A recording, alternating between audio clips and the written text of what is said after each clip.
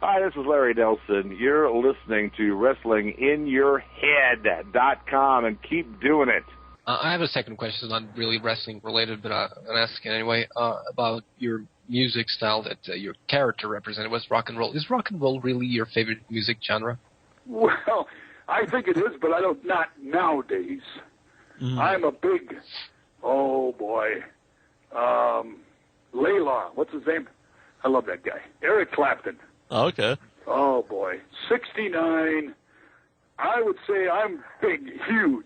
From 1965, 1973. Matter of fact, I still turn records here at the house. I've got a ton of vinyl.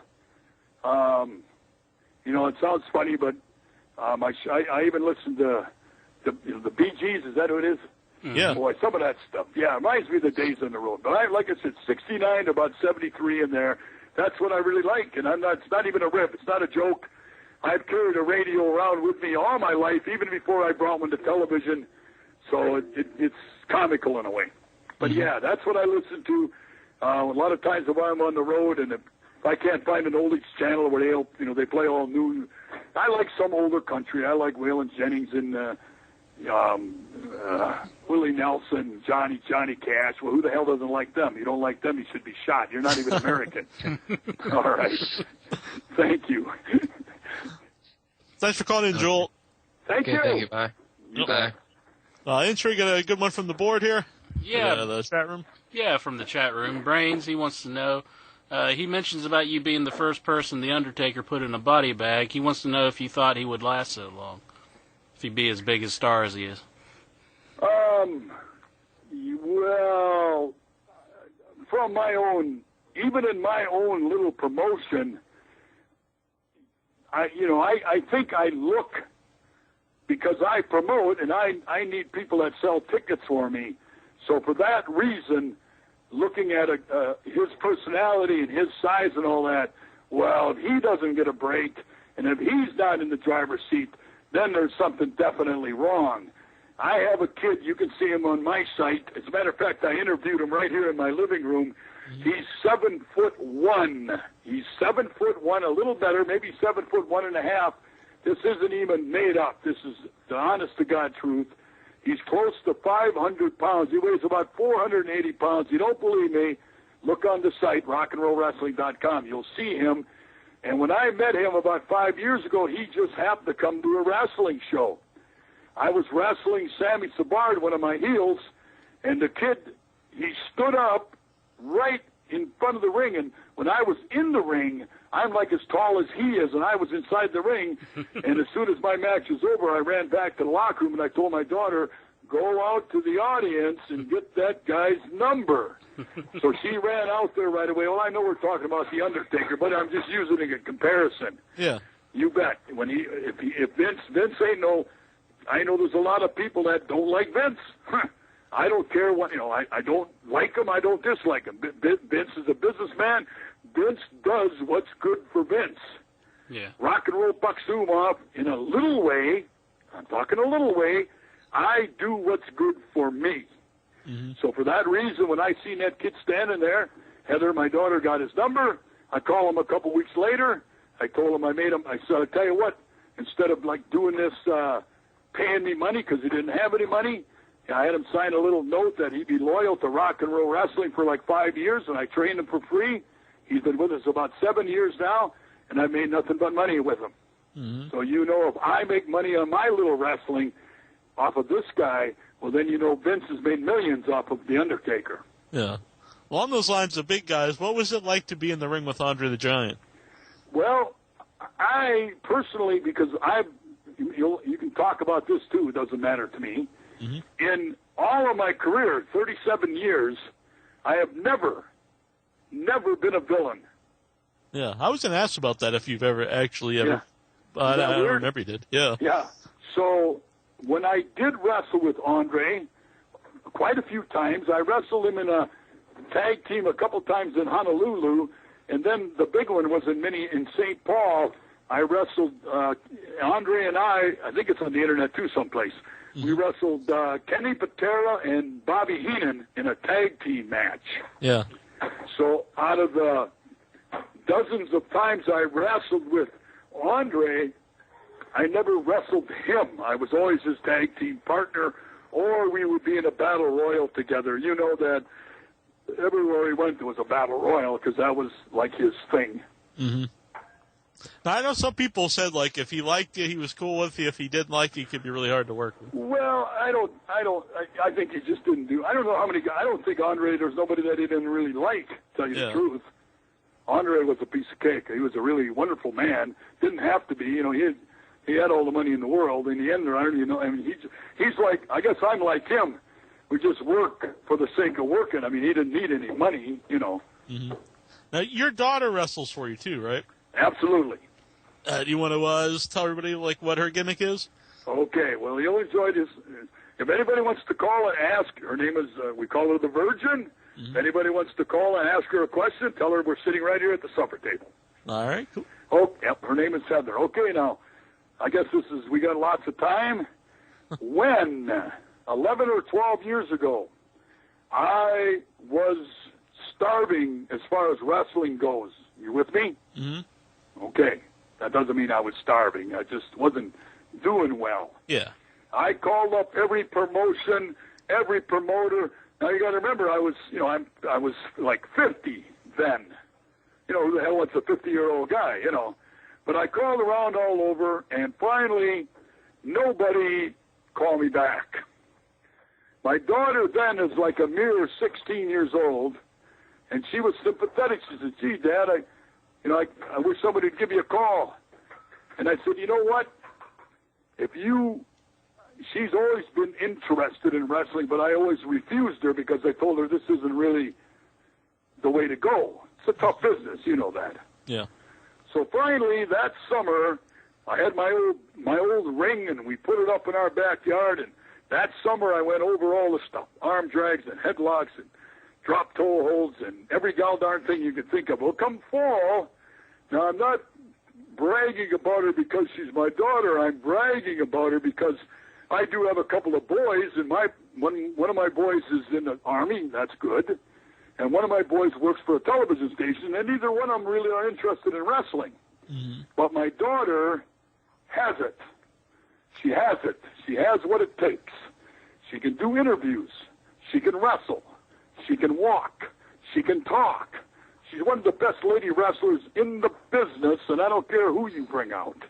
She's the best lady wrestler in this goddamn business. Well, anyway, so now I get on the telephone. I call up a VFW American Legion and say, "Hey, I got some beautiful girls. I don't even have any girls. All I got is Heather."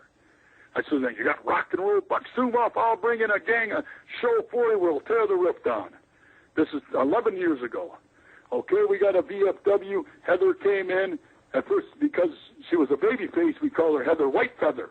She had a little feather in her hat and wore a little Indian costume, and that was cool because her name is Heather. We just called her White Feather because it rhymed. So dumb. Okay. All right. Now we got ads in the paper, and we're not even in the internet yet. We don't even know nothing about that kind of stuff. We go to every different town, and we put flyers up looking for a girl. Any girl that's interested in wrestling.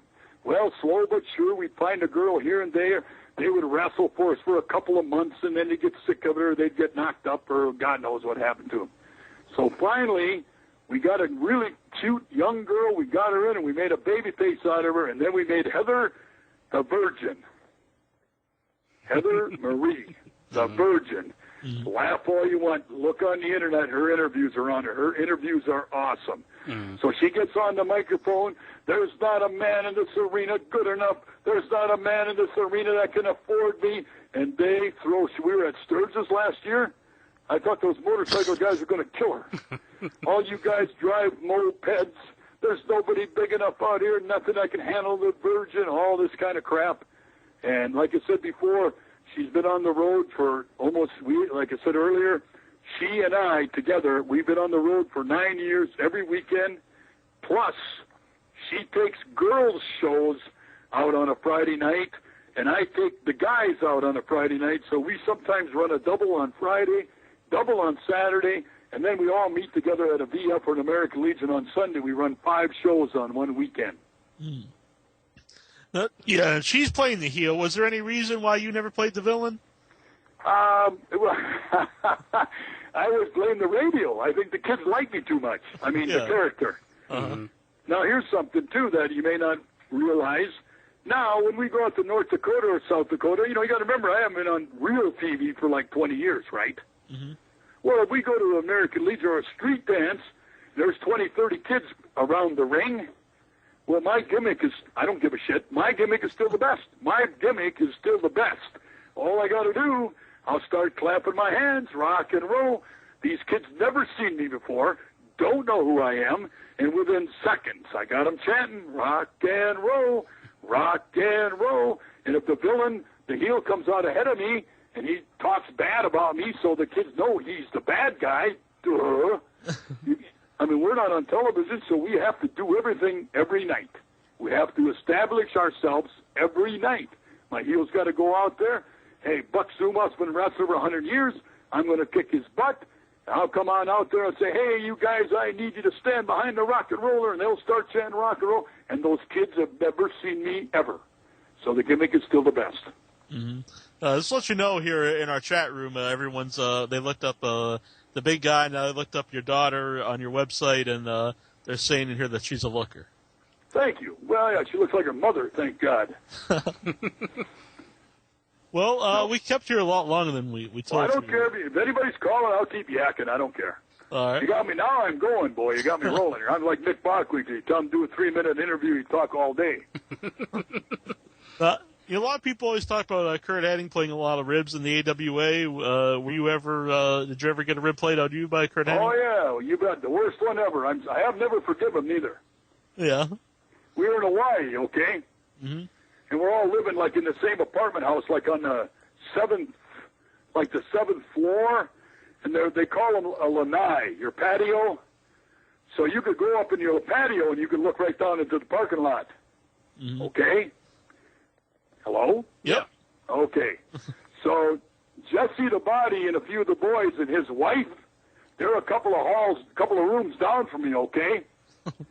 So it was Wednesday night. We wrestled on Wednesday down at Block Arena, and the next day was Thursday in the afternoon, okay? Mm-hmm. This girl calls me up. Says, I seen you wrestle last night. Could have been true, right? Mm-hmm. So you're supposed to meet me down in the parking lot, I don't know, like 7:30 or something like that? Mm-hmm. So I said, okay. So I'm a dumb shit. I get dressed up, and I shave, and I put aftershave on, and my nice clothes, and my nice slacks, and dress up like I'm going to a wedding, okay? So I go down by the waiting place where I was supposed to meet her. I'm standing there, and all these jerks are up there on the 7th floor standing on the patio. They're all watching me. It was Jesse's old lady that called me. Yeah. But anyway, so that was just the one thing. But there was a lot of other screwy stuff. I remember Otto Vance, when he came here from Germany, he had a suitcase that he could put a 747 in it.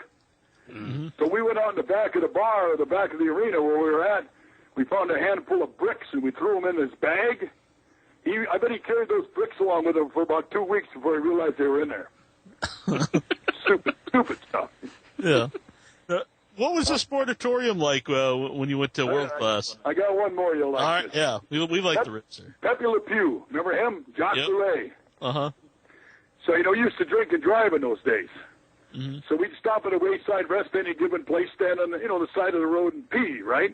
Mm-hmm. Mm-hmm. So I'm standing next to a couple of guys who were peeing, and I feel this water, and I said, God dang, it's raining outside. Well, Pepe Le Pew, he crawls up on the roof of the van, he's peeing on all of us. Oh, man. I heard that was something the Freebirds like to do.